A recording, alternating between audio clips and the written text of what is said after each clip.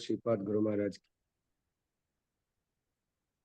భక్తుల యొక్క యోగ శక్తిని అర్థం చేసుకోవాలంటే ఈరోజు చూద్దాం. తాత్పర్యం భాషాంశుల ప్రభుత్వంలో రచించారు. ఈరోజు శ్రీమద్ భాగవతం తృతీయ స్కందం 23వ అధ్యాయము దేహవాహుతి పరితాపము 22 నుంచి 38 శ్లోకాస్ మనం చర్చిద్దాము. తాత్పర్యం భాషాంశుల ప్రభుత్వంలో రచించారు. అజ్ఞానతిమిరాంధస్య జ్ఞానాంజనశలాకయ చక్షురున్మిలితం యేన తస్మై శ్రీగురవే నమః. నమో విష్ణుపాదాయ కృష్ణపృష్ఠాయ భూతలే శ్రీమతే భక్తి స్వరూప దామోదర స్వామినితి నామినే. నమో విష్ణుపాదాయ కృష్ణపృష్ఠాయ భూతలే శ్రీమతే భక్తి వేదాంత స్వామినితి నామినే. నమస్తే సరస్వతీ దేవీం గౌరవాణి ప్రచారిణి నిర్విశేష శూన్యవాది పాశ్చాత్యాదేశతారిణి. జయ శ్రీ కృష్ణ చైతన్య ప్రభు నిత్యానంద శ్రీ అద్వైత గదాధర శ్రీవాసది గౌర భక్త వృంద. హరే కృష్ణ కృష్ణ కృష్ణ హరే హరే, హరే రామ రామ రామ హరే హరే. ఈరోజు మనం చాలా భగవంతుడి యొక్క యోగిక్ పవర్ అంటేనే మెరాకిల్స్ అన్నట్టు. సో ధ్యాన యోగి, ధ్యానం ద్వారా ఆయన ఎంతో శక్తులు సంపాదిస్తాడు. తర్వాత అష్టాంగ యోగి, భక్తి యోగులు కూడా వాళ్ళు దగ్గర సిద్ధులున్నా సో నిజంగా అది ఇతరులకు ఉపయోగకరం అన్నప్పుడే దాని యొక్క ప్రకటితం చేస్తూ ఉంటారు. శ్లోకంలో దేవహుతి కోరిక మేరకు ఏ విధంగా అయితే కర్దముని కోరిక మేరకు కర్దముని హృదయంలో కోరిక ఉండింది ఏమని, సో గృహస్థ ఆశ్రమాన్ని ఎంటర్ చేయాలని, దాని గురించి తపస్సు చేశాడు. ఎవరి కొరకు? గృహస్థాశ్రమాన్ని భార్య కావాలంటే వేరే దేవతలు కూడా ప్రే చేస్తే భార్యని పొందొచ్చు, కానీ భగవంతుని ఆ యొక్క విష్ణు పైన ధ్యానం చేశాడు. ఎందుకు విష్ణు మీద ధ్యానం చేశాడు చెప్పగలరు? ఎందుకు విష్ణువునే ధ్యానం చేశాడు? రిజల్ట్ కావాలని, కాబట్టి విష్ణువుని. మ్యారేజ్ కావాలనుకున్నాడు కానీ విష్ణువునే ధ్యానించాడు, కాబట్టి విష్ణువు ప్రత్యక్షమయ్యాడు. ప్రత్యక్షమై ఆయన మనస్సులో ఉన్న కోరికను తదాస్తున్నాడు. ఇంకా కోరని ఇది కూడా ఇచ్చాడు. కోరింది ఏంటి? గృహస్థాశ్రమం, ఒక మంచి అమ్మాయి కావాలి. అమ్మాయి తర్వాత ఫర్దర్ కోరిక కోరలేదు, కానీ భగవంతుడు ఇచ్చాడు. నీకు నేనే స్వయంగా మీ యొక్క గర్భంలో, మీ దేవవతి గర్భంలో అంటే కన్య, మీకే నేను సంతానంగా జన్మించబోతున్నాను అంటే భగవంతుని తలుచుకుంటే అలా ఇవ్వగలరు. అదే దేవతలు తలుచుకుంటే అడ్వాన్స్, మనం కోరింది కూడా, కోరింది ఇవ్వటమే చాలా కష్టం, ఇంకా కోరింది ఇవ్వటం అనేది కుదరదండి. సో మీరు చూడండి, హిరణ్యకశిపు బ్రహ్మని ప్రసన్నం చేసుకున్నాడు. కోరింది ఏముంది? ఆయన ఏం కోరిక కోరాడు? నాకు మృత్యువు లేకుండా చెయ్యంటే నేను ఇవ్వలేను. సో కాబట్టి అదే విష్ణు ఎనీథింగ్, ఆయనకు ఇంపాసిబుల్ అనేది ఏమి ఉండదు అన్నట్టు.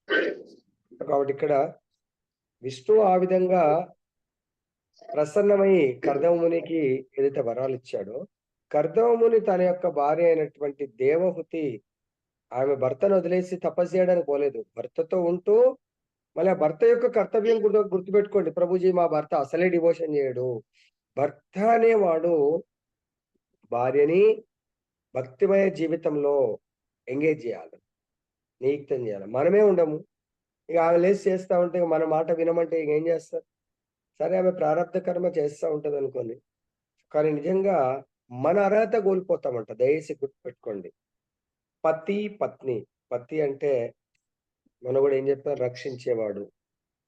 పత్ని అంటే కూడా రక్షించే ఆవిడ. దేని నుంచి రక్షించాలా? రక్షణ అంటే నిజమైన రక్షణ ఏంటి? ఈ మృత్యు సంసార సాగరం నుంచి రక్షించాల. నమోచేద్య సముపేత మృత్యుం, మృత్యువు నుంచి తిరిగి పాప ఆమెకు మళ్ళీ మృత్యువుని ఎదుర్కోవాల్సినటువంటి గతి, అటువంటి స్థితి రాకుండా కాపాడేవాడు పతి. అదేవిధంగా పత్ని కూడా తన భర్త ఉత్తమ భక్తుడిగా, ఉత్తమ భక్తునిగా తీర్చిదిద్దే అటువంటి సహాయ సహకారాలు అందించాలా ఎవరు? పత్ని. ఎందుకు?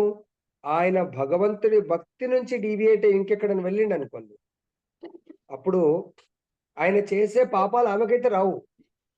పెద్ద నష్టమేం లేదు. ఆమె చేసుకుంటే ఆమె ముందుకు పోతది.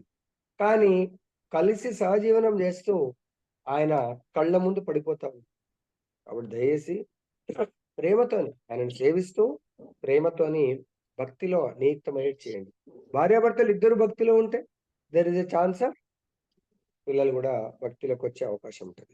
ఇక్కడ చూడండి, బ్రహ్మాండమును వివిధ పూర్ణం నాకు విభూతి పూర్ణం నాకు సౌదమును దేవహూతి సంతుష్టి చెందని హృదయంతో గాంచులను చూచిన కర్దముని ఆమె భావములను ఎరగగలిగెను. ఎల్లరి హృదయంలో అతడు అధ్యయనం చేయగలుగుటే అందులో కారణము. అంతటా అతడు ఆమెతో ఇట్లా అన్నాడు. సో కాబట్టి అంత పెద్ద మిరాకిల్, పెద్ద పెద్ద భవనాలను సృష్టించిన దేవహూతి ఆనందంగా లేదండి. మరి ఆమె మనసులో ఏముంది అనేది అర్థమైపోయింది. శుద్ధ భక్తుడికి పాస్ట్, ప్రజెంట్, ఫ్యూచర్ మనసులో ఏం మెకానిజం నడుస్తుందో కూడా అర్థమవుతుంది. మనం అలా అనుకోకూడదు. సింపుల్ గా నీకేం తెలుస్తుందిలే నా మనసులో నేను ఏం ఆలోచిస్తున్నా అని చెప్పేసి. తెలుస్తుందా తెలియదా? శుద్ధ భక్తులకు ఎలా తెలుస్తుంది? సపోజ్ మన షాప్ ఎక్కడ ఉంది, ఆ సీసీ కెమెరా మన మొబైల్లో కూడా ఇవాళ టెక్నాలజీ వచ్చింది. ఇక్కడ ఏం జరుగుతుందో మొబైల్లో చూసుకోవచ్చు అన్నట్టు. చూడొచ్చా టెక్నాలజీ? మరి అలాంటి టెక్నాలజీ మొబైల్లో ఉన్నప్పుడు అక్కడ సీసీ కెమెరా లోపల ప్రతి ఒక్కరి లోపల ఎవరున్నారు? భగవంతున్నాడు. Is the greatest CC camera. So ఆయనతో ఎవరు కనెక్టివిటీ ఉంటుంది? శుద్ధ భక్తుడికి ఉంటుంది. సో కాబట్టి చాలా ఈజీ, చాలా సులభం. ఇప్పుడు వేదవ్యాసుల వారు ఉన్నారు. ఆయన ఎక్కడ కూర్చుండి భగవద్గీత రచించారు? మహాభారతంలో ఒక పాట భగవద్గీతని. మహాభారత యుద్ధంలో అక్కడ కూర్చుండి వీళ్ళ పక్కకు కూర్చుండి వింటూ రాశాడు. ఎక్కడో ఉన్నాడు ఆయన. బద్రికాశ్రమం ఎక్కడో ఉండి అక్కడ రచిస్తూ ఉంటారు. సో కాబట్టి ఇక్కడ భక్తులకు చాలా సులభంగా అర్థమైపోతుందండి. కాబట్టి ఆ దేవహూతి మనసులో ఏ మెకానిజం నడుస్తుందో కర్దమునికి అర్థమైంది. దేవహూతి తన దేహమును అలక్ష్యపరుచు బహుకాలం ఆశ్రమందే గడిపినది. ఆమె ధూళితో నిండి ఉండెను. వస్త్రాధరణ సరిగా లేకుండెను. అద్భుతమగు సౌధమును నిర్మింపగలిగినందులకు కర్దముని ఆశ్చర్యచకితుడయ్యెను. అతని భార్యగు దేవహూతి సైతము విభ్రమ చెందెను. అంతటి వైభవోపేతమగు సౌధమున ఆమె ఏ రీతి వసింపగలదు? ఆమె విస్మయమును కర్దముని అవగతం చేసుకున్నందున ఈ విధముగా పలికారు. సపోజ్ మనము మన లైఫ్ స్టైల్ తీసుకుంటే చాలా చిన్న పోస్ట్ ఉంటుంది, తక్కువ ఇన్కమ్ ఉంది, ఏదో ఒక్క రూమ్ లో కూడా గడిపేస్తాం. ఆ ఒక్క రూమ్ లో గడుపుతూ చాలా మంది వాళ్ళ పిల్లలు టక్కన ఉన్నట్టుండి ఐఏఎస్ ఆఫీసర్ అయిపోతారు. ఐఏఎస్ అంటే ఒక జిల్లా కలెక్టర్, పెద్ద బిల్డింగు, పార్కు, నౌకర్లు అదంతా ఇస్తా ఉంటారు అన్నమాట. సో అక్కడ ఎలా అయితే ఫెసిలిటీ వస్తుందో, ఇక చిన్న ఇంట్లో అన్ని మనం చేసుకోవాలి. అక్కడ ఆ నౌకర్లు ఎవ్వరు లేరనుకోర్రి, ఫస్ట్ కొత్త బిల్డింగ్ కట్టి మనకి ఇచ్చారు. వీళ్ళకి ఒక్క రూమ్ క్లీనింగ్ చేసుకునే కష్టం అంటే అంత పెద్దదరే, ఇంత పెద్ద ఒక్కదాన్ని ఎలా చేసుకోవాలి ఏంటి, పెద్ద సౌద ఇవన్నింటిని ఎలా మేనేజ్ చేయాలా అనుకుంటా ఉంది తను. ఇంత పెద్ద బిల్డింగ్ పూర్వపు వైభవాన్ని తను మర్చిపోయింది కాబట్టే ఇక్కడ ఒక భక్తురాలుగా శుద్ధ భక్తుడికి సేవ నటించట్లేదు, జీవిస్తూ ఆమె ఆ సేవలో నియుక్తమైపోయింది. ఏ రోజు కూడా తన తల్లి తండ్రి యొక్క వైభవాన్ని గుర్తు తెచ్చుకోలేదు తను. అక్కడ వెళ్ళి ఆ యొక్క వసతులను అనుభవించాలని కోరుకోలేదు. కాబట్టి ఇక్కడ ఈయనకు అర్థమైంది, ఇంత పెద్ద బిల్డింగ్ ఈవెన్ కర్దమమునికి కూడా తన పవర్ అప్పటి వరకు యూజ్ చేయలే. పవర్ యూజ్ చేశాడా? యూజ్ చేయలేదు. సేవ చేస్తా పోయిండు. కానీ ఇప్పుడు అవకాశం వచ్చింది. భగవంతుడే, ఎందుకు? అది కూడా భగవంతుడి సేవ కొరకే.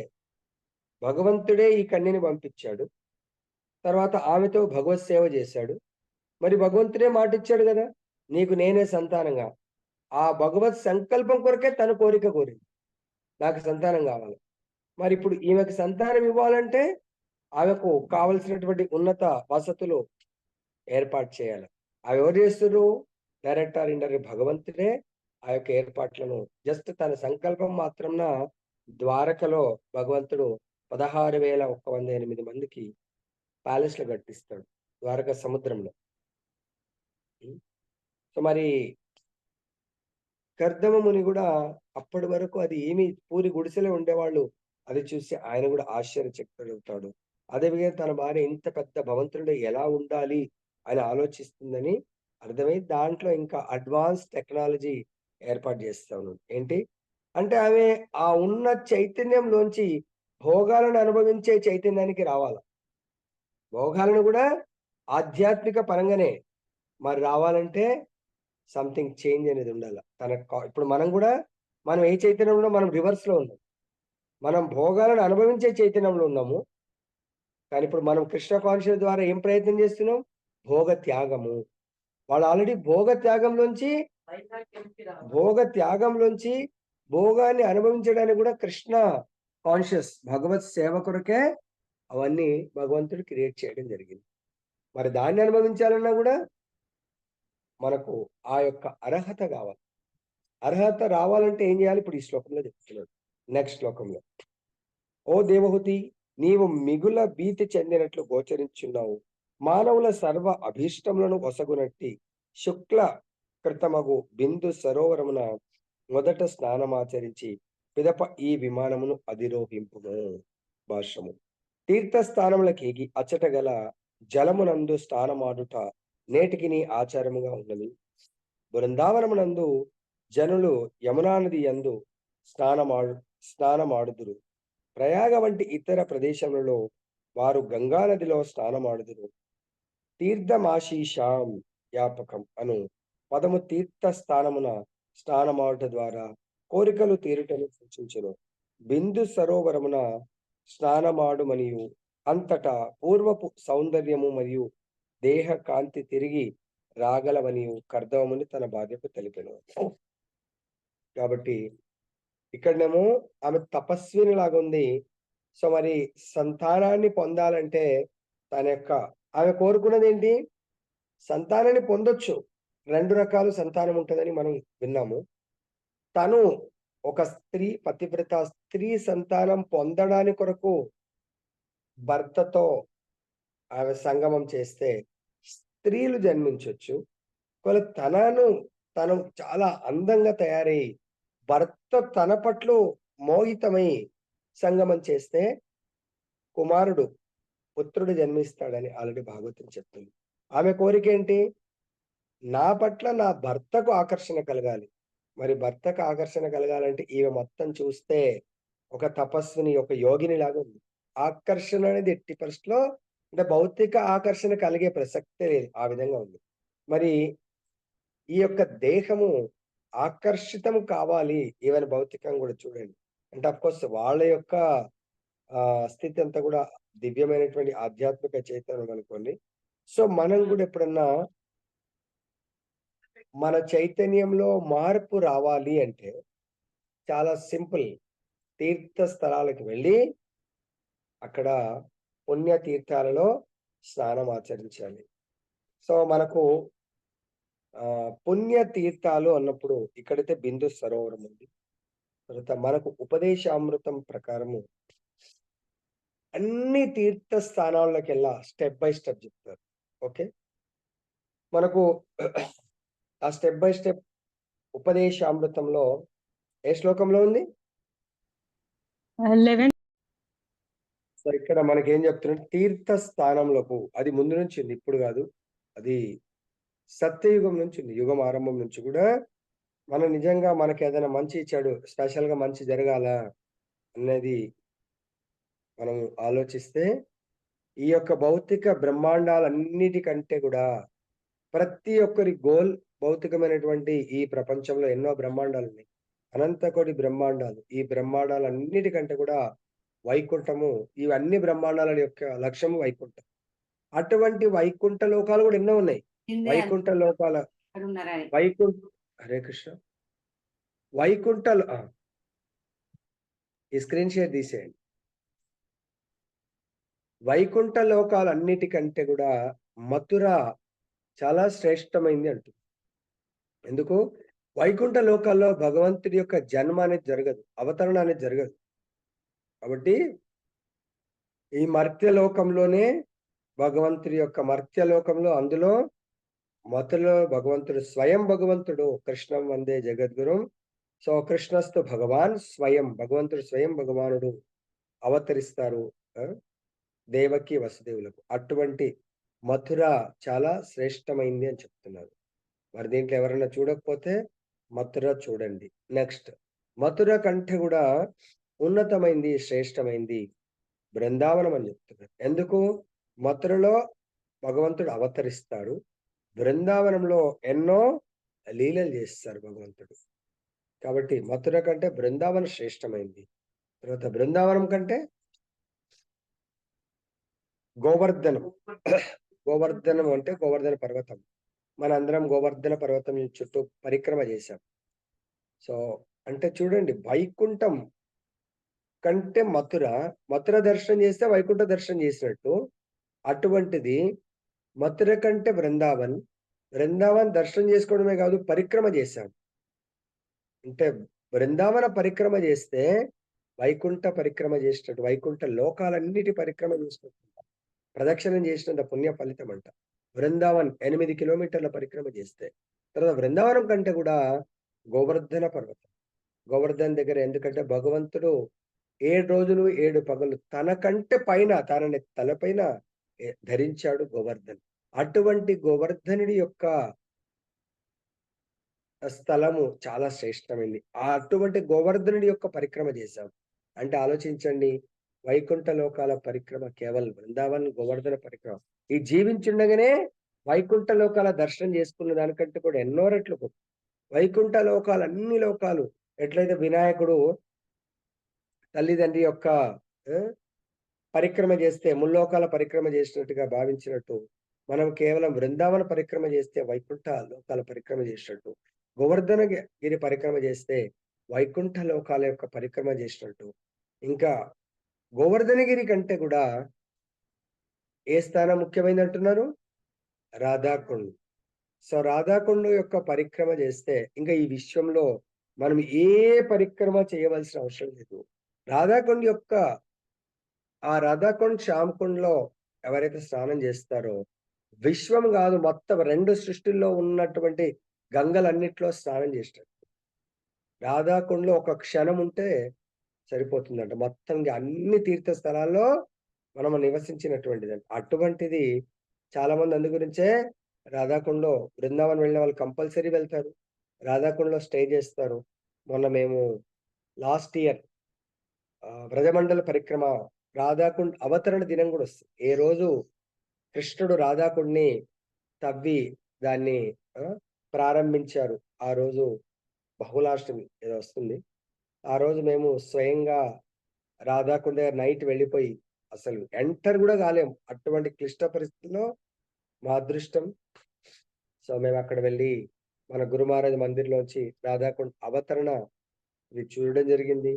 ఆ రోజు రాధాకుండలో స్నానం చేయడం జరిగింది. సో నెక్స్ట్ ఇయర్ కూడా భగవంతుడు అనుగ్రహిస్తే బ్రజమండల పరిక్రమలో మళ్ళీ వెళ్ళే అవకాశం ఉంటుంది. కాబట్టి ఇక్కడ గుర్తు పెట్టుకోండి, కర్దమమునిగడు ఏమంటున్నాడు, ఆ విధంగా నువ్వు ఎప్పుడైతే ఈ తీర్థస్థానంలో జలాలందు మనం ఎప్పుడైతే స్నానం చేస్తామో మన యొక్క చైతన్యంలో కంప్లీట్ గా మార్పు వస్తుంది. స్పెషల్ గా ఇప్పటికి కూడా బృందావనం అనగానే యమునా నది, తర్వాత మనం ఇప్పుడు చార్ధామ్ వెళ్తున్నాము, అక్కడ గంగా, కాశీలో కూడా గంగా ఉంటుంది, మాయాపూర్లో కూడా గంగా ఉంటుంది. సో ఈ విధంగా గంగలో కేవలం స్నానం చేయడం వల్లనే మన ఎన్నో కోరికలన్నీ కూడా నెరవేరుతాయని చెప్తారు. కాబట్టి నువ్వు బిందు సరోవరంలో స్నానం చెయ్యు, అప్పుడు నీ లోపల ఉన్నటువంటి సందేహాలని తొలగిపోయి నీ యొక్క కోరికలు, ఆమె ఏమైతే కోరిక కోరిందో ఆ కోరికలు నెరవేరుతాయి. స్నానం చేసి వచ్చి తన భార్యకు చెప్తున్నాడు, ఈ యొక్క పూర్వ వైభవాన్ని తిరిగి పొందుతుంది అని చెప్పడం జరిగింది. అదే మనం కూడా చాలా మంది అదేమో ఫిజికల్ గా గంగామాత విస్తరణ వాటర్ రూపంలో, అదేవిధంగా యమునామాత వాటర్ రూపంలో విస్తరణ జరుగుతుంది. మరి ఇక్కడ భగవంతుడు మనకు భగవద్గీత ఉపోద్ఘాతంలో చెప్తున్నాడు. ఉపోద్ఘాతంలో భగవద్గీతను దేంతో పోలుస్తున్నాను? గీతని గంగతో పోలుస్తున్నారు గురుజీ. ఏ శ్లోకమై ఉన్నటువంటి పాపాలన్నీ కూడా వెళ్ళిపోతాయని చెప్పి ప్రక్షాళనం జరుగుతుంది అని మనకు చెప్తున్నాడు. సో కాబట్టి ఇక్కడ కర్దముని అదే విధంగా తన వైఫ్ ని స్నానం చేయమంటున్నాడు. సో మనం కూడా అందుగురించే తీర్థయాత్రలకు సంవత్సరంకి ఒకసారి కంపల్సరీ భక్తుల సంఘంలో వెళ్ళినట్టయితే అదైతే స్నానం అయితే చాలా మంది నోయింగ్లీ అన్నోయింగ్లీ ఎంతో మంది వేల మంది వెళ్తుంటారు. కానీ నిజంగా మళ్ళీ దాంట్లోంచి రాగానే మళ్ళీ ఏం జరుగుతుంది? యథావిధిగా తన ఆలోచనలు తన అన్ని కూడా ఏమన్నాడు, అక్కడ స్నానం చేసి నా దగ్గర రా. మనం ప్రతిరోజు దేంట్లో స్నానం చేస్తున్నాము?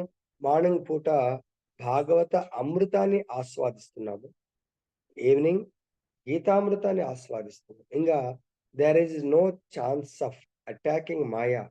మన పైన మాయ అటాక్ చేసే అవకాశం లేదు. అందుగురించే మనకు ఆచార్యులు చెప్తారు, గజేంద్ర మోక్షంలో గజేంద్రుడు జీవితం అంతా ఎవరితో ఆసక్తిగా జీవిస్తూ ఉంటాడు? ఎవరు సర్వస్వం అని జీవిస్తూ ఉంటాడు? తన భార్య, బిడ్డలు, ఫ్యామిలీ, చుట్టాలు, బంధువులు, వాళ్ళందరికీ రాజులాగా జీవిస్తూ ఉంటాడు. కాబట్టి భగవంతుడు ఏం చేశాడు? టెస్ట్ ఆ మొసలి ద్వారా, మొసలి తన బంధువుల పట్ల నువ్వు అంత ఆసక్తితో జీవిస్తున్నావు, నిజంగా నీ బంధువులు నీ భార్యని నువ్వు కాపాడుతుందా అంటే మొసలి ఎప్పుడైతే, అది కూడా భగవంతుడి యొక్క లీలనే. సో అంటే అక్కడ ఏం లీల అర్థం చేసుకోవచ్చు అంటే, మొసలి రూపంలో భగవంతుడి యొక్క శుద్ధ భక్తుడి పాద పద్మాలను, వాళ్ళని ఈవెన్ హింసించడానికి వాళ్ళ పాదాలను పట్టుకున్న భగవంతుడు ఆయన ప్రేయర్స్, శుద్ధ భక్తుడి యొక్క ప్రేయర్స్ వల్ల మొట్టమొదటగా డెలివర్ చేసింది మొసలిని. ఎందుకు? ఆ గజేంద్రుడికి లెసన్ అన్నట్టు. చూడు, నీ యొక్క ఎవరు కూడా, వాళ్ళు 100 మంది ఉన్నారు, ఒక్క మొసలి వచ్చి తలా ఒకటి ఇట్లా పట్టేస్తే మొసలిని ఇస్తిరి ఆ చెరువు గడ్డ మీదకి ఇసిరి కొడతాయి. కానీ ఎవరు ధైర్యం లేదు, తన ప్రాణం చూసుకున్నారు తప్ప కాపాడలేకపోయినారు. సో ఎప్పుడైతే భగవంతుని పూర్వజన్మ సుకృతి వాళ్ళకి గుర్తు చేసుకున్నదో భగవంతుడు వచ్చి రక్షించడం జరిగింది. ఇక్కడ మనం కూడా భగవంతుడి యొక్క శుద్ధ భక్తుల సంఘములో మనము స్నానాలు అయితే ఎంతో మంది చేస్తారు, మళ్ళీ వచ్చిన తర్వాత అవే భౌతిక కోరికలు. ఎప్పుడైతే శుద్ధ భక్తుల సంఘంలో మనము ఆ తీర్థ స్థలాలను దర్శించుకున్నాం అనుకోండి, ఇవి ఇంటర్నల్ గా క్లీన్ చేయడంతో పాటు క్లీన్ అయింది, మళ్ళీ స్టోరేజ్ కూడా కావాలి కదా. ఫ్రెష్గా ఉందనుకోండి, సిస్టమ్ ఈ రోజే కొనుక్కొచ్చాము, కంప్యూటర్, ఇంటర్నెట్ పెట్టాము, యాంటీవైరస్ వేయకపోతే ఏం జరుగుతుంది? కాబట్టి మనకు కూడా గంగా నదిలో స్నానం చేయని ప్యూరిఫై అవుతున్నాము, మరి మళ్ళీ గడ్డ మీదకి రాగానే మళ్ళీ వైరస్ వస్తుంది. మరి ఆ వైరస్ రాకుండా ఈ మాలిన్యం తొలగించుకున్నటువంటి ప్లెయిన్ ఫార్మేట్ చేసినటువంటి ఈ హృదయంలో ఏముండాలి? యాంటీవైరస్. భగవంతుడి యొక్క కథామృతం, భాగవతామృతం, గీతామృతం, భక్తుల సంఘమే నిజమైన జీవితంగా మనం ఫిక్స్ అయినప్పుడు మన జీవితము ఉద్ధరింపబడుతుంది. నెక్స్ట్, కల్వకర్ణుల దేవుడు తన భర్త ఆదేశం అంగీకరించెను. మురికి అయిన వస్త్రములు, జడలు గట్టిన శిరోజముల కారణమున ఆమె ఆకర్షణీయంగా గోచరింపకుండెను. పలు సంవత్సరములు దువ్వని కారణమున దేవవతి శిరోజములు జటలు కట్టినట్లుగా గోచరించున్నది. అనగా భర్త సేవలో ఆమె తన వస్త్రాధరణను సౌఖ్యమును నిర్లక్ష్యపరిచెను. నిన్నెవరో నాకు, ప్రభుజీ ఈ దేవవతిది చాలా కష్టం ప్రభుజీ అప్లై చేయటం మా జీవితంలో అని అంటారు. మరి దేవవతి లాగా మీరు అప్లై చేయకపోతే దేవవతి లాంటి ఫెసిలిటీ మీకు కూడా దొరకదు. అర్థమైందా? అంత గొప్పవా ప్రభుజీ? ఆమె అయితే పిల్లల్ని కనలేదు, ఇప్పుడు మేము పిల్లల్ని కనేస్తాం కదా. అరే ఈ లైఫ్ ఏంది? నీటి బుడగ లాంటిది. నెక్స్ట్ లైఫ్ ఉంది, నెక్స్ట్ లైఫ్ ఉంది. ఒకే జన్మలో వెళ్ళేంత మనం చేయకపోతే నెక్స్ట్ లైఫ్ కూడా ఉంది కదా. కసాయి, సదన్ కసాయి లాస్ట్ లైఫ్ లో చేసిన చిన్న మిస్టేక్ నెక్స్ట్ లైఫ్ లో ఆయన కసాయి లాగా జన్మించాడు, ఆ లైఫ్ లో భగవంతుడు ఉద్ధరించాడు. దయచేసి ఇప్పటికైనా గుర్తుపెట్టుకోండి. మీరు మన ఇంట్లో భర్త ఒకవేళ భక్తుడైతే చాలా అదృష్టం, కాకుండా కూడా ఏం వరి కాకండి. ప్రేమతో ఆయనని కొద్ది కొద్దిగా భక్తిమయ జీవితంలోకి తీసుకొని రండి. కాకపోతే ఎవరైతే భక్తుడైనరో, భక్తుడు కాకుండా ఆయన మాటల్ని డినై చేయకండి. కసాయి తన డ్యూటీని, తన విద్యుక్త ధర్మాన్ని డినై చేయలేదు. కాబట్టి స్పెషల్‌గా మాతాజీస్ వాళ్ళ ఫ్యామిలీని మాత్రం చాలా జాగ్రత్తగా చూసుకోండి. ఫ్యామిలీని మాత్రం ఆ! సో, దాన్నేమంటారు వ్యస్తంగా ఇష్టమున్నట్టుగా చేసుకుంటే మీరు డివోషన్ చేయలేరు. ఓకే. వాళ్ళకి కావాల్సినవి సమకూర్చి then you can do your devotion ప్రేమతో. ఆటోమేటిక్‌గా వాళ్ళ లోపల ఎవరున్నారు? వాళ్ళు మీ భర్త, పిల్లలు అనే ఆత్మని వాళ్ళ దేహము శత్రువు. మీ దేహము మీ మీ దేహము మీ ఆత్మకు మిత్రుడిలాగుంది. వాళ్ళకింకా మిత్రత్వం లేదు. కాబట్టి మీ భర్త అనే ఆత్మ మిమ్మల్ని ప్రేమించాలనుకుంటున్నాడు. బై డిఫాల్ట్ ప్రేమిస్తాడు. కానీ ఆ శత్రువు దేహం అనే శత్రువు హస్తుంది. కాబట్టి దానివల్ల మీరేమన్నా అరే! మా భర్త వేస్ట్ అంటే ఆ దేహం ఇంకా రెచ్చగొడుతున్నాడు. చూసావా? నువ్వు అనుకుంటున్నటువంటి నీ భార్య మిత్రురాలు గాదు, శత్రువు. ఎందుకు ఆల్రెడీ మనతోని విడగొట్టాలనే ప్రయత్నం చేస్తుంది ఆ దేహం. ఎందుకు? మనం భగవంతుడి వైపు వెళ్తుంటే ఆ దేహం మాయ సైడ్ వెళ్తుంది. అపోజిషన్. అంటే ఈస్ట్, వెస్ట్. ఆ! సో, నార్త్, సౌత్ లాగా. కాబట్టి ఇప్పుడు సపోజ్ మన అబ్బాయే గాని, మన అబ్బాయి మనకు నచ్చినటువంటి కార్యక్రమంలో వెళ్తా ఉంది. సపోజ్ ఆ అమ్మాయి వేరే ఎవరినో లవ్ జిహాద్ ప్రేమిస్తుంది మనకు తెలిసింది. ఆమెని ఇష్టమున్నట్టు కొట్టి అది చేస్తే ఏదో ఒక రోజు పారిపోతుంది. అలా గాకుండా దాని యొక్క పూర్వపరాలు ఏంటి? ఏం కథ? సో, అన్నీ చెప్పినామంటే దేర్ ఈస్ ఎ ఛాన్స్. అర్థమైందా? సో, కాబట్టి ఇక్కడ గూడా మనం నచ్చని మార్గంలో వెళ్తున్న వాళ్ళని ప్రేమతో జయించండి తప్ప, మరీ హార్ష్‌గా ఏదో చేస్తే సో, ఎందుకంటే మనం ఒక్కటి అర్థం చేసుకోండి. ప్రభుజీ వాళ్ళకు దాసుల్లాగా ఉండాలా? మనకిక్కడ ప్రతి ఫెసిలిటీ మనకొచ్చింది అంటే అది కేవలం బాధపడొద్దు మనం. మన కర్తవ్యాన్ని నేను ఆత్మని కాబట్టి నేను భగవంతుని సేవ జేయాలా? నా భర్త అనే ఆత్మ భగవత్ సేవ మర్చిపోయిండాయన. ఆయన యొక్క ప్రారంభ కర్మ అట్లా ఉంది. సో, దానికి మీరెందుకు ఆయన్ని చాలా ప్రెషర్ కాకపోతే ప్రేమతో మళ్ళీ మీకొకటి గుర్తుపెట్టుకోండి. మన ఇంట్లోనే ఎవరైనా పిల్లలకు సైకాలజికల్‌గా అనుకోకుండా ఏదో ఇన్సిడెంట్ వల్ల వాళ్ళు పిచ్చి పిచ్చిగా యాక్ట్ జేస్తున్నారు. మానసిక స్థితి దెబ్బతిన్నది. అప్పుడు వాళ్ళని ఏం జేస్తారండి? రజనీ మాతాజీ ఇంగ అప్లై మన డ్యూటీ ఫస్ట్ నన్ను నమ్ముకున్న వాళ్ళని వదిలిపెట్టను. కంటిన్యూయస్‌గా ప్రయత్నం జేస్తూనే ఉండా. సాధువు, సాధువు యొక్క లక్షణం ఏంటి తెలుసా? ఇంతకుముందు ఒక స్టోరీ చెప్పినాను. ఏంటంటే, సాధువు ఒక నదిలో స్నానం చేస్తున్నాడు. సో సో, పొద్దున పూట సంధ్యావందనం చేయడానికి స్నానం చేస్తా ఉంటే నదిలో. అప్పుడు ఒక తేలు పాపం ఒడ్డు మీదకెళ్ళి జారి కింద పడ్డదండి. చాలా కష్టపడి కొట్టుకుంటుందది. తేళ్ళు మామూలుగా ఒడ్డు మీద, భూమి మీదే ఉండాలి. అప్పుడు సాధువు ఏం చేసి అయ్యో పాపం కష్టపడుతుందని ఇలా నీళ్ళలో ఇలా తీసుకొని గడ్డకు వేసే లోపల టక్కన కుట్టిందంట. రక్తం కారుతా ఉంటది. అక్కడ వదిలిండో లేదో ఆయన కొట్టంగానే వదిలేసిండు. మళ్ళా దాంట్లోకి మళ్ళొచ్చిందంట. మళ్ళీ ఏం చేస్తుండు అయ్యో పాపం కొట్టుకపోయి మళ్ళా తీసాం. మళ్ళా కుట్టింది. అలా 5, 6 టైమ్స్ అయిపోయిందంట. పుడతా ఉందది. వేస్తాను. ఈ పక్కకు స్నానం చేసే అతను అడిగిండట. ఏంటి ప్రభు స్వామీజీ మీరు తేలంతా కుడతా ఉంటే గూడా మీరు దాన్ని ఇంకా రక్షించాలని జూస్తున్నారు అని అన్నాడంట. అప్పుడు ఆయనన్నాడు, తేలు తన ధర్మం తను జేస్తుంది. నేను సాధువుని గాబట్టి నా ధర్మం నేను జేస్తున్నా. దాని మీనింగ్ ఏంటి? ఏమర్థం జేసుకోవాలా?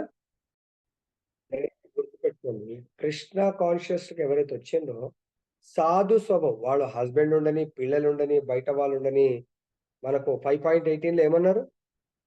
విద్యా వినయ సంపన్నే బ్రాహ్మణే గవిహస్తిని. గవిహస్తినే సునీచైవ స్వపాకే చ పండిత పండిత సమదర్శిన. సమదర్శినః. మీరు మీ ఇంట్లో వాళ్ళకొకలాగా, బయట వాళ్ళకొకలాగా, నా కూతురికొకలాగా, ఇంకో కూతురు గాదు. అలా ఎప్పుడైతే జేస్తారో మీరు మోసపోతారు. ఎందుకంటే నా అన్నప్పుడు ఇంతకు ముందు గూడా ఒక లీల జెప్పాను. నా అని ఎప్పుడైతే ఎప్పటి వరకు ఉంటుందో అప్పటి వరకు మీరు గోలోకం వెళ్ళలేరంట. ఇలానే ఎప్పుడైతే ఆన్‌లైన్‌లో ఉన్నాం, నిన్న మనకు ఆఫ్‌లైన్‌లో అందరున్నారు. అప్పుడు ఆ గురువుగారు అలా శ్రీలక్ష్మి పలానాయన గోలోకం వెళ్తాడా?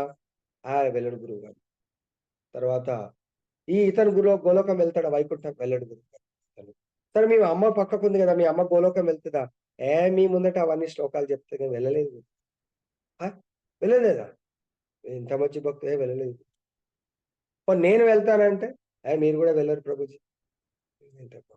అందరూ ఆశ్చర్యంగా చూస్తున్నారు. పోనీ నువ్వు వెళ్తావా అంటే, సరే నేను వెళ్తే వెళ్ళబో వెల్ నేను ಹೋಗಿದಿರಿ ಹೋಗಬಹುదంటే, నేను వెళ్తే వెళ్తాను అని చెప్పిందండి. అమ్మా! మా ఏం పేరు నీలిమ మాత్రం చాలా ఖుషి అయిపోయింది. అరే! మా కూతురు వెళ్ళిపోతా అంటుందని చెప్పేసి. పోనీలే పర్వాలేదు. నా కూతురు ఇంతమంది వెళ్ళకున్నా, గురువుగారు వెళ్ళకున్నా, మా కూతురు క్వాలిఫై అయిపోయింది. అందరూ చూస్తా ఉన్నారండి. అరే! ఇదేంటి? మేమందరం వెళ్ళమంటే ఓకే. గురువుగారిని కూడా వెళ్ళడు అని చెప్పేసి. అప్పుడు మళ్ళీ అందరి యొక్క ఫేస్ రీడింగ్ జూసి, మన్నించండి దయచేసి గురువుగారు నన్ను క్షమించండి.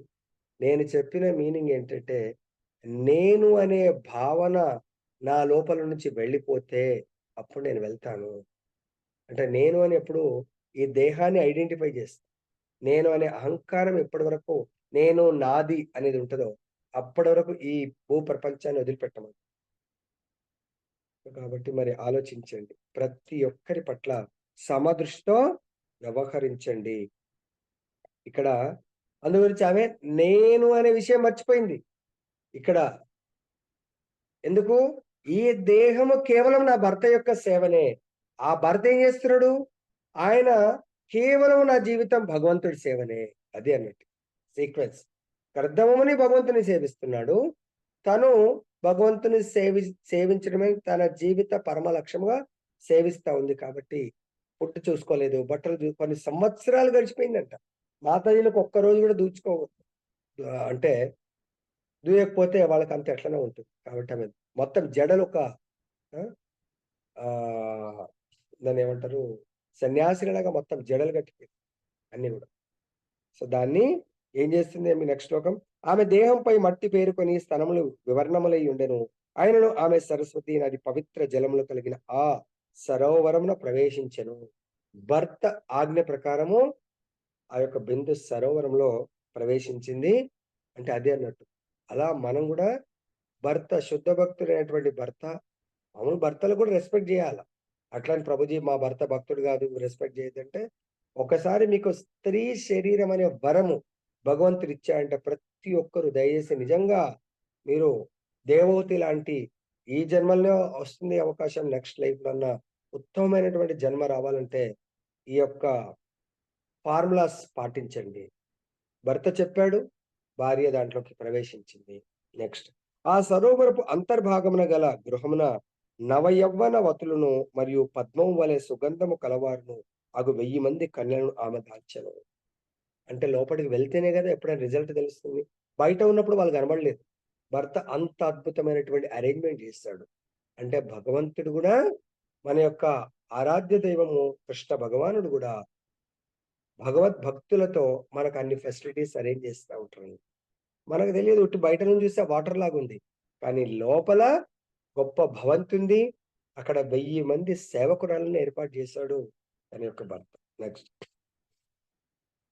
ఆమెను గాంచినంతనే ఆ దేవతా కన్యలు దిక్కున లేచి నిలబడి ముకులిత హస్తులై మేము నీ పరిచారకులము మేమేది చేయవలనో తెలుపుడు అని పలికింది. భాష్యము మలిన వస్త్రములు కలిగిన తాను ఆ మహాసౌధమునందు ఏమి చేయవలనా అని దేవహూతి చింతించినప్పుడు కర్దముని యోగశక్తి కారణమున 1000 మంది పరిచారకులు ఆమెను సేవింప ఒక్కమారుగా సిద్ధపడింది. వారు జలమందు దేవహూతి ఎదుట ప్రత్యక్షమై ఆమె ఆజ్ఞలకై వేచి ఉన్నట్టి పరిచారకులమని తెలిపిది. ఇది భూప్రపంచంలో మర్త్యలోకమే ఇలా జరుగుతుందంటే ఆలోచించండి భక్తుల యొక్క స్టేటస్ భగవద్ధామంలో ఎలా ఉంటుంది. సో ఈ లైఫ్‌లో ఒకవేళ మనం ప్యూర్ డివోషన్ చేస్తే ఇవన్నీ నిజంగా జరిగినాయి. ఇవన్నీ ఏదో హిస్టరీ గాదు. అంటే కథల్లాగా కాదు. ఆ! ఇవన్నీ కాల్పనికం గాదు. ఇవన్నీ స్వయంగా జరిగినాయి. మన జీవితంలో ఈ ఒక్క లైఫ్ కొంచెం రిస్క్ తీసుకొని హార్డ్ వర్క్ చేయండి. భక్తి చేయండి. మన పిల్లలకు మనం చెప్తాం పెద్ద నీతి కథలు. "అరే నాన్న కొంచెం ఈ ఎగ్జామ్ కొరకు చదువు. ఈ 4 ఏళ్ళు చదువు నువ్వు సుఖపడతావు 40 ఏళ్ళు." మనం గూడా ఈ ఒక్క మానవ జీవితము కష్టపడండి. నెక్స్ట్ కష్టపడకుండా సో మనం శాశ్వతంగా మనం ఆనందాన్ని అనుభవించగలము. శాశ్వతంగా. తాత్కాలికంగా కాదు శాశ్వతంగా. రిటైర్మెంట్ లేనటువంటి జీవితాన్ని, ఆనందమయ జీవితాన్ని గడపగలుగుతాం. కేవలం ఈ ఒక్క లైఫు సాక్రిఫైస్ అంటే తపస్సుకు ఏదో హిమాలయాస్కి వెళ్ళమనట్లేదు. కానీ భగవంతుడు చెప్పిన విధంగా నడుచుకోండి. నెక్స్ట్ దేవహూతి ఎడ అమిత గౌరవం కలిగిన ఆ కన్యలు ఆమెను ఆ రీతి ఆహ్వానించింది. విలువైన తైలాదులతో స్నానం ఆచరింపజేసిన పిమ్మట నిర్మలములను నిర్మలమును నూతనములను శ్రేష్టములను అగు వస్త్రమును ధరింపజేసింది. సో ఆ ఉత్తమమైనటువంటి వివిఐపి భార్య కాబట్టి ఎంతో మంది సేవకురాళ్ళు భగవంతుడి యొక్క శక్తి ద్వారా సృష్టించడం జరిగింది.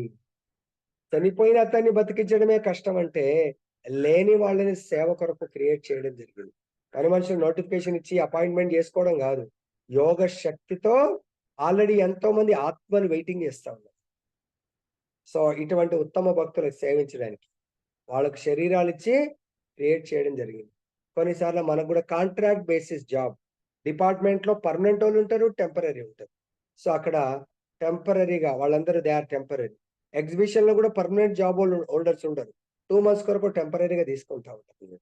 ఆ టెంపరీ ఎప్పుడు వస్తుందా? ఆ డిసెంబర్ లో ఎగ్జిబిషన్ వస్తుంది. డిసెంబర్ నుంచి ఫిబ్రవరి వరకు. ఎవ్రీ ఇయర్ పాపం నవంబర్ రాగానే అప్లై చేసుకుంటా ఉంటారు వాళ్ళు. అలాగే వీళ్ళందరూ కూడా అటువంటి ఉత్తమ భక్తుడు, ఉత్తమ భక్తురాలకి సేవ చేయడానికి కొరకు రెడీగా ఉన్నారు. నెక్స్ట్ పిదప వారు ఆమెను శ్రేష్టములను అమూల్యములను అగు కాంతిమయమైన అట్టి ఆభరణములతో అలంకరించి ఆ పిదప సర్వగుణ సమన్వితమగు ఆహారమును ఆసవమని పిలువబడు మధురమగు మత్తు పానీయమును వసగిరి. భాష్యము. ఆసవమను అనున్నది ఒక ఆయుర్వేద రసాయనమే గాని మద్యము కాదు. మూలికల నుండి ప్రత్యేకంగా తయారు చేయబడు అది దేహ స్వస్థత కొరకు జీవకర్మల యందు రసాయన ప్రక్రియను వృద్ధి చేయును.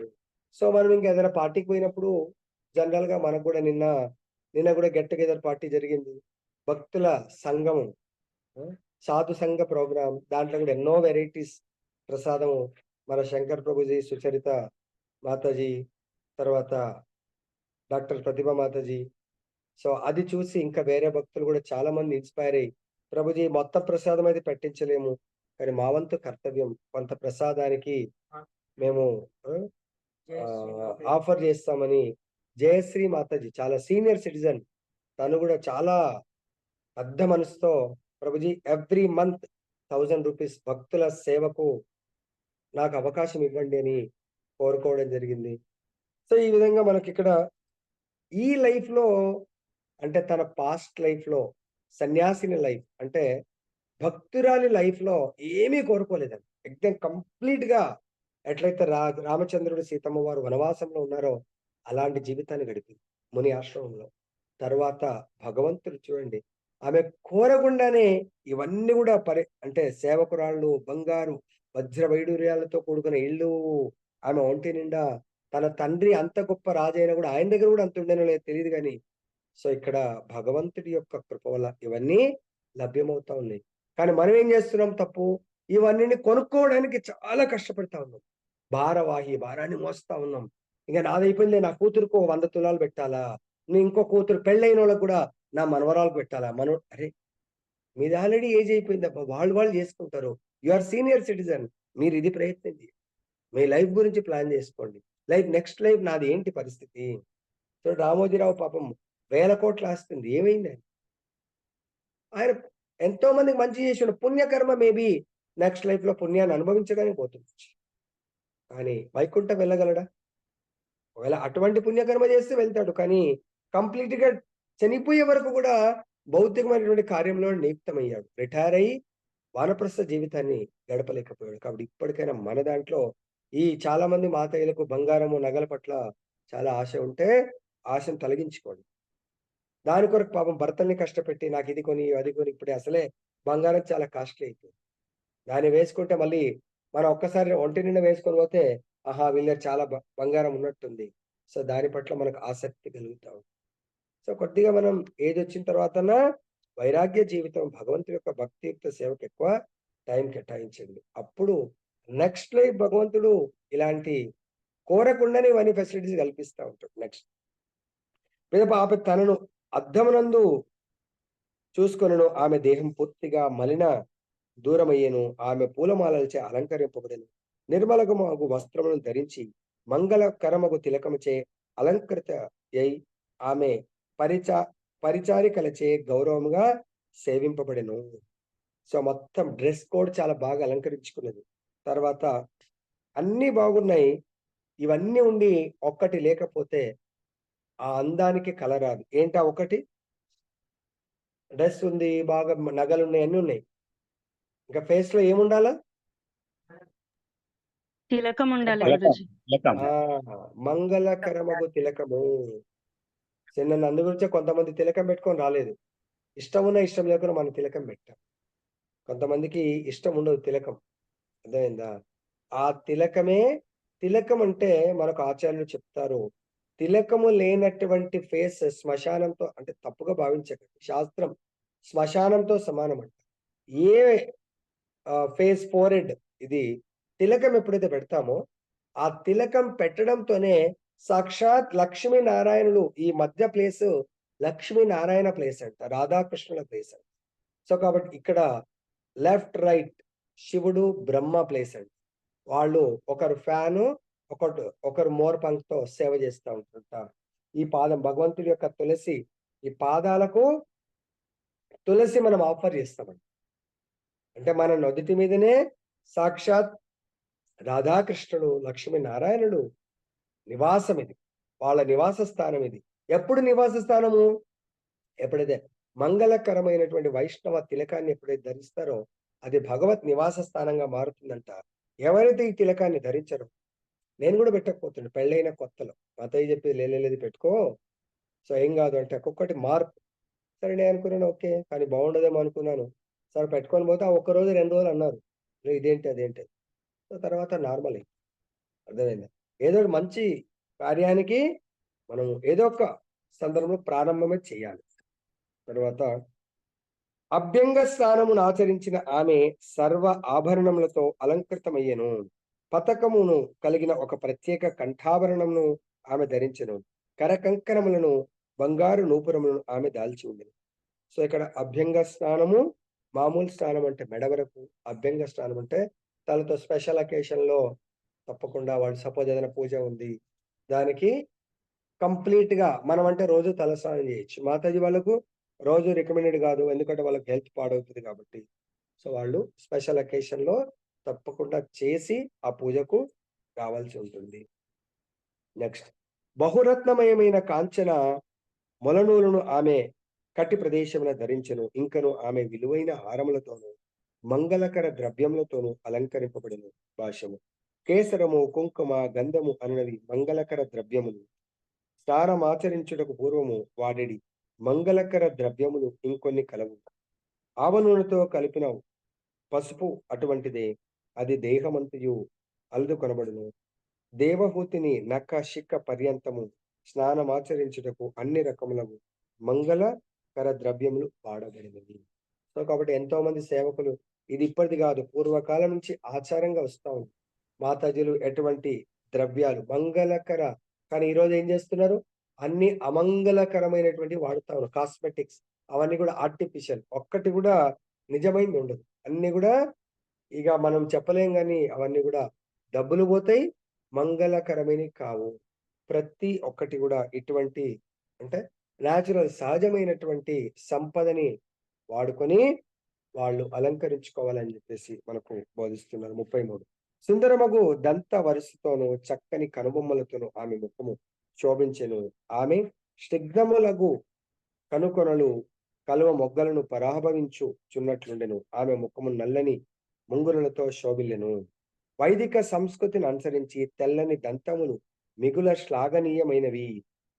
దేవహుతి యొక్క తెల్లని దంత పంక్తి ఆమె ముఖ సౌందర్యమును ఇనుమడింపజేసి దానిని కలువ పువ్వు వలె గోచరించున్నట్లు చేసెను. ముఖము ఆకర్షణీయంగా గోచరించినప్పుడు సాధారణంగా కన్నులు కలువరేకులతోనూ ముఖము కలువ పువ్వులతోనూ పోల్చబడును. ఇవన్నిటిని ఎందుకు ఇంత డీటెయిల్ గా వర్ణిస్తున్నాడంటే కర్దమముని కంప్లీట్ వైరాగ్యమూర్తి అయిన సన్యాసి మొత్తం అంటే ఆ భావాలు కలిగి సన్యాసి కాదు. అటువంటి భావాలు సాధు శుద్ధ భక్తుడు ఆయనకు ఎటువంటి ఆసక్తి ఈ యొక్క మైథున సుఖం పట్ల గాని భౌతిక భోగాల పట్ల అసలు లేనే లేదు ఆయన. మరి అటువంటి వాణ్ణి ఆకర్షించాలి అంటే తన యొక్క ప్రతి అంగము కూడా ఆయనని మత్తులో ముంచేట్టుగా ఉండాలని అంత పళ్ళతో సహా వివరిస్తా ఉన్నాడు. అంత భగవంతుడు ఆమెకు అలంకారం చేసినాడు. అదే అన్నా ఎవ్వరైనా కూడా లైక్ ఇప్పుడు మోహినిని చూస్తే ఎవరు మోహింపబడలేదు? ప్రతి ఒక్కరు. అలా భగవంతుడు తలుచుకుంటే ఎవరినన్నా కూడా అంత అందాన్ని ఇవ్వగలడు. చరిత్రలో భగవంతుడు ఎవరికన్నా అటువంటి కురీపికి అటువంటి అందాన్ని ఇచ్చాడా? Very good. హరి బోల్. సో ఆమె ఏం సమర్పిస్తే ఇచ్చాడు? సో అంతే దీన్ని బట్టి భగవంతుడికి పత్రం, పుష్పం, ఫలంతో ఏదో ఒకటి కొంచెం సమర్పిస్తే భగవంతుడు వెలకట్టనటువంటి మనకు సౌకర్యాలను, సంపదనిస్తాడు. ఆమె జస్ట్ టచ్ చేయగానే ఆమె యొక్క గూని మొత్తం పోయి చాలా ఒక అప్సరసలాగా మారిపోయిందని చెప్తారు. శ్రేష్ఠుడకు తన భర్తను కర్దమముని తలచినంతనే పరిచారక బృందముతో సహా ఆమె వెంటనే అతడు నిలిచి ఉన్న చోట ప్రత్యక్షమయ్యను. భాష్యం. తాను మురికిగా ఉండి కృపణురాలైనట్లుగా వస్త్రధారణ కావించి ఉన్నట్లు ఆది యందు దేవహూతి తలచనని ఈ శ్లోకమును బట్టి గోచరించున్నది. సరస్సునందు స్నానమాడుమని భర్త అడిగినప్పుడు ఆమె దాని యందు పరిచార గణమును గాంచెను. వారందరూ ఆమెను చక్కగా చూచుకొనిరి. ఇదంతయు జలమందే జరిగెను. ఇక ఆమె తన భర్తను కర్దముడు తలచినంతనే శీఘ్రముగా అతని చెంతకు చేర్చబడెను. పూర్ణులకు యోగులు కొన్ని ఇటువంటి శక్తులనే పొందియుందురు. తాను కోరినదల్లా వారు శీఘ్రమే నెరవేర్చుచుందురు. సో కాబట్టి ఇక్కడ ఆమె ఎక్కడో జలం లోపల ఉంది. కానీ ఎప్పుడైతే మొత్తం తయారై భర్తని స్మరించగానే ఆ భర్త ప్రత్యక్షమయ్యాడు. ఇటువంటి శక్తి ఇంకెవరికైనా ఉంటుందా? కోరుకోగానే పూర్వం ఎక్కడైనా ఇన్సిడెంట్స్ జరిగాయా? కోరుకోగానే ప్రత్యక్షం అవ్వటం అట్లా చెప్పండి. లక్షల్లో ఎంతో అవకాశాలు ఇస్తారు.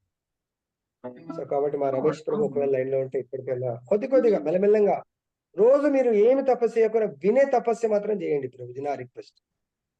మాక్సిమం ఆ టైంలో ఎవరైనా వచ్చినా స్లోగా పొద్దున సాయంత్రం ఎట్లయితే మీరు క్లినిక్ లో కానీ లేకుంటే ఆపరేషన్ థియేటర్ లో ఉన్నారనుకోండి, నేను వచ్చినా కూడా గురూజీ ఒక 1 అవర్ తర్వాత మాత్రం, ఎందుకంటే థియేటర్ నుంచి ఎవరు రారు. స్పెషల్ గా సర్జరీ చేస్తున్న వాళ్ళైతే నో క్వశ్చన్ అది చెప్పేస్తారు సార్ తర్వాత. అలానే మీరు కూడా నా హంబుల్ రిక్వెస్ట్ చేస్తున్నాను, ఈ యొక్క టైం మెల్లమెల్లంగా అది ఆటోమేటిక్ గా ఫిక్స్ అయిపోతుంది. ఓన్లీ 1 అవరే. మీరు ఇంకా జపం ఒక రౌండ్ చేస్తారా 2 చేస్తారా మీ ఇష్టం, నేనేం ఫోర్స్ చేయను. కేవలం వినేది మాత్రం ఇది ఒక సర్జరీ అనుకోండి. ఎస్, మీరు ఆ 1 రోజు 2 రోజులు 3 రోజులు స్పెషల్ గా మీ 3 to 4 or 5 సర్జరీ టైంలో అయితే ఇక లోపలికి వెళ్ళిన తర్వాత మేము కాదు కదా ఎవరు కలవలేదు. అట్లా మీరు కూడా కొంచెం ఆ స్టేజ్కి వచ్చేయండి.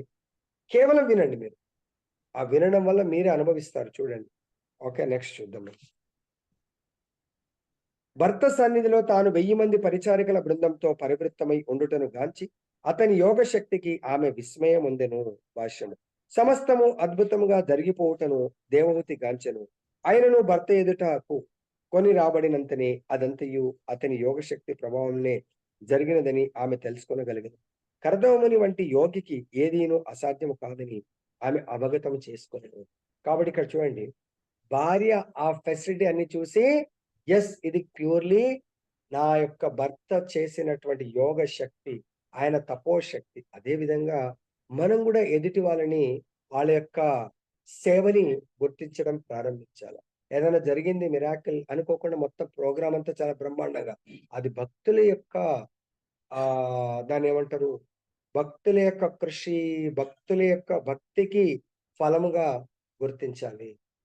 సో ఇక్కడ కూడా మనము ఎదుటి భక్తుల వల్ల వాళ్ళని ఎలా రికాగ్నైజ్ చేయాలా, వాళ్ళ యోగ శక్తి, వాళ్ళ భక్తిని మనం ఎలా గుర్తించాలి అనేది మనకు దేవహూతి ద్వారా మనం తెలుసుకోవచ్చు. నెక్స్ట్, దేవహూతి శుచిగా స్నానమాడి ఉండి తన పూర్వపు పత్ని కాదేమో అన్నట్లుగా శోభిల్చును ముని గాంచెను. రాకుమార్తెగా ఆమె తన పూర్వపు సౌందర్యము తిరిగి పొందెను. శ్రేష్టమగు వస్త్రాధరణము కావించి రమణీయమగు కుచములో చక్కగా దట్టి కట్టబడిన ఆమె కొరకు 1000 మంది గంధర్వ కన్యలు వేచి ఉండిరి. ఓ శత్రుంజయుడా, దేవహూతి ఎడ ఇష్టత వృద్ధి కాగా అతడు ఆమెను విమాన సౌధములోనికి ఎక్కించను. ఇక్కడ ఇప్పుడు నెరవేరింది.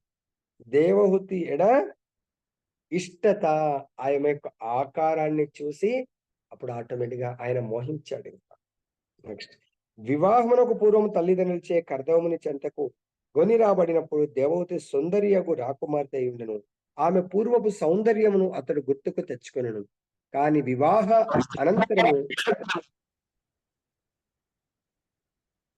అనంతరము ఆమె కర్దముని సేవలోనే నెలకొన్నప్పుడు రాకుమార్తె వలె దేహ పోషణము చేసుకొనటం నిర్లక్ష్యపరచెను.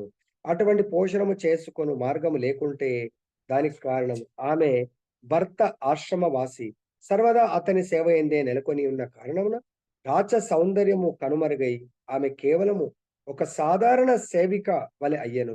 కానీ ఇప్పుడు కర్దముని యోగ శక్తి ఆదేశంచే గంధర్వ కన్యలు స్నానమాచరింపజేసినంతటా ఆమె తన పూర్వపు సౌందర్యమును తిరిగి పొందెను. వివాహమునకు పూర్వము నాటి ఆమె సౌందర్యముచే కర్దముని మిగుల ఆకర్షితుడయ్యెను. యువతి యొక్క నిజమైన సౌందర్యము ఆమె కుచములే. భార్య కుచములు చక్కగా అలంకరింపబడి సౌందర్యమును పలు రెట్లు ఇనుమడింపజేయుటను గాంచినప్పుడు తాను ముని అయినప్పటికీ కర్దముడు ఆకర్షితుడయ్యెను. కనుకనే దివ్య అనుభూతిని బడయగోరు వాడు స్త్రీ యొక్క ఉన్నతమగు కుచములచే ఆకర్షితుడు కారాదని, అవి కేవలము దేహమందలి రక్త మాంసముల రూపానంతరమే అని శ్రీపాద శంకరాచార్యులు ఆధ్యాత్మికవాదులకు హెచ్చరించిరి. సో స్త్రీలకు ముఖ్యమైనది వక్షస్థలం. అందుగురించే ప్రతి ఒక్కరు మన ఆచార్యుడు కానీ ఈరోజు ఈ వక్షస్థలాన్ని విచ్చలవిడిగా ఎక్స్పోజ్ చేస్తూ ఉంటారు. అది పురుషుడు ఆకర్షితుడు అవ్వాలంటే స్త్రీ యొక్క వక్షస్థలం. కాబట్టి దీన్ని ఎప్పుడు కూడా స్పెషల్‌గా మన ఆచార్యులు చెప్తారు. మొత్తం కంప్లీట్‌గా కవర్ చేసుకోవాలి. సరే కానీ ఎంత చెప్పినా గూడా మనం చేయలేము. సపోజ్ వాళ్ళు ఇంకా ఇప్పటికి కూడా కొన్ని ఆచారాలున్నాయి. గుజరాత్, రాజస్థాన్ సైడ్ మన దగ్గరొచ్చి బ్రతుకుతున్న వాళ్ళు కంప్లీట్ ఇలా కొంగేసుకొని ఉంటారు. ఎందుకు? కేవలము తన భర్త దగ్గర మాత్రమే ఈ కొంగు తీస్తారు. మిగతా వాళ్ళందరి దగ్గర తన శరీరాన్ని మొత్తం గూడా ఆ! సో, శరీర సౌందర్యం కేవలం భర్త కొరకు. కాబట్టి స్పెషల్‌గా చెస్ట్ అందుగురించే మనం కంప్లీట్‌గా కవర్ జేసుకోవాలి. అర్థమైందా? సో, ఇక్కడ కర్దమముని ఆకర్షితుడవ్వడానికి ఆమె ఆ విధంగా అలంకరించుకున్నది. శంకరాచార్యులు చెప్తున్నారు, అది కేవలం భగవత్ సేవ కొరకు ఆకర్షితుడయ్యాడు. మామూలుగా అయితే ఈ మొత్తం శరీరము రక్తము, తర్వాత మాంసంతో కూడుకున్నది. దీని పట్ల మనం వ్యామోహము, ఆసక్తి చెందితే మన జీవితాన్ని వృధా చేసుకున్న వాళ్ళము. నిజంగా మనం ఆత్మతో ఆసక్తులం కావు.